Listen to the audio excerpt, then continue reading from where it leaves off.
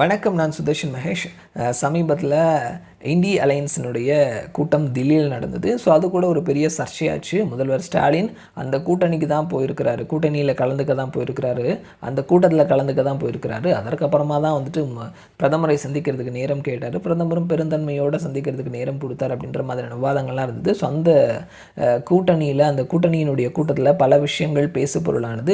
Number 1 விஷயம் வந்துட்டு மல்லிகார்ஜுன கார்கேவை பிரதமர் வேட்பாளராக அறிவிக்கணும் அப்படின்னு சொல்லிட்டு மமதா பானர்ஜி சொன்னதாகவும், அதை வந்துட்டு ஆம் ஆத்மி கட்சியினுடைய தலைவர் அரவிந்த் கெஜ்ரிவால் அதை ஏற்றுக்கிட்டேன் அப்படின்ற மாதிரி சொன்னதாகவும் நமக்கு ஒரு கேள்வி நியூஸ் வந்திருந்தது. அண்ட் அடுத்தது வந்துட்டு 2வது விஷயம், அங்கே பேசின விஷயங்களை பிராந்திய மொழிகளில் மொழிபெயர்க்கவில்லை அப்படின்றதையும், நீங்கள் எல்லாருமே ஹிந்தி கற்றுக்கங்க, ஹிந்தி தான் நம்மளுடைய நேஷ்னல் லாங்குவேஜ், பெரும்பான்மையான மக்கள் பேசக்கூடிய மொழி, இந்தியாவை சேர்ந்த இந்தியாவுக்கான மொழி. ஸோ ஆங்கிலேயர்கள் நடுவில் வந்து அவங்க வந்துட்டு நம்மளோட கம்யூனிகேட் பண்ணுறதுக்காக உருவாக்குனது தான் ஆங்கிலம்.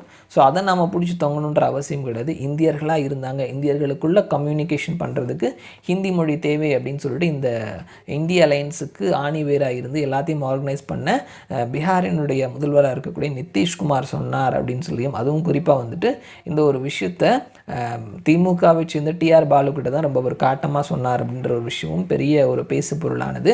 ஸோ அதை பற்றி நம்ம ஊர் ஊடகங்கள் பேசவே இல்லை. ஸோ இது வந்துட்டு இந்த மாதிரி விஷயங்கள் நடந்தது அப்படின்றது சொன்னாங்க. அதை பற்றி பெரிய அளவோட விவாதம் நடக்கவே இல்லை. ஸோ இந்த மாதிரியான விஷயங்களையும் பார்க்க முடியுது. அண்ட் அடுத்தது சீட் ஷேரிங் அப்படின்றத சீக்கிரமாக வந்துட்டு நம்ம எடுக்கணும் அப்படின்ற விஷயத்தையும் வந்துட்டு சொல்லியிருக்கிறாங்க. குறிப்பாக மமதா பானர்ஜி சொல்லியிருக்கிறாங்க.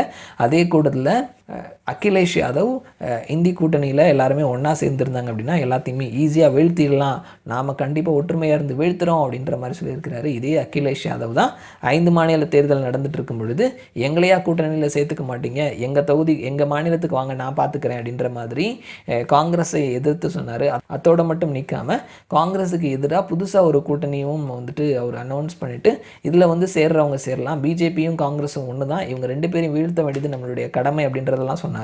இப்போ மறுபடியும் இந்த பக்கம் வந்து பெல்ட் அடிக்கிறாரு. ஸோ இந்த மாதிரியான விஷயங்களை பார்க்கும் பொழுது இவங்க எந்த அளவுக்கு ஸ்ட்ராங்காக கூட்டணியில் இருக்கிறாங்க அப்படின்றது ஒரு பெரிய கேள்விக்குறியாக இருக்குது.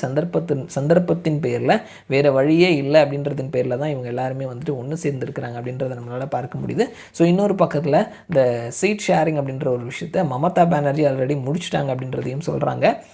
மேற்கு வங்காளத்தை பொறுத்த மட்டும் காங்கிரஸுக்கு 3 சீட்டு தருவோம் அப்படின்றத அவங்க பேசி முடிச்சுட்டாங்களாம். 3 சீட்டுக்கு மேலே எதிர்பார்க்காதீங்கப்பா, உங்களுக்கு 3 சீட்டு தான் அப்படின்றத பேசி முடிச்சுட்டாங்களாம். அதே மாதிரி கூட்டணி கட்சிகளில் மாநில கட்சிகள், பிராந்திய கட்சிகள் எங்கெங்கெல்லாம் ஸ்ட்ராங்காக இருக்கிறவங்களோ அங்கே அந்த மாநிலத்திலலாம் அந்த கூட்டணிக்கு தலைவர் அப்படின்றது பிராந்திய கட்சி, தட் இஸ் ஸ்ட்ராங்காக இருக்கக்கூடிய கட்சி. அது பீகாரில் நிதிஷ்குமாராக இருக்கலாம், மேற்கு வங்காளத்தில் மமதா பானர்ஜியாக இருக்கலாம், தமிழ்நாட்டில் மு.க. ஸ்டாலினாக இருக்கலாம். இந்த மாதிரி வந்துட்டு மாநில கட்சிகள் எங்கெங்கெல்லாம் ஸ்ட்ராங்காக இருக்கிறாங்களோ அவங்க தான் அந்த கூட்டணிக்கு அந்த இடத்துல தலைமை தாங்குவாங்க.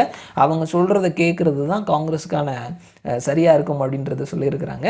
ஸோ மமதா பானர்ஜி 3 சீட்டில் வந்துட்டு காங்கிரஸை ஒதுக்கிட்டாங்க. அதே மாதிரியான ஒரு நிலைமை தான் பீகார்லேயும் நிதிஷ்குமாரும் கொடுக்க போகிறார் அப்படின்றத சொல்லியிருக்கிறாங்க.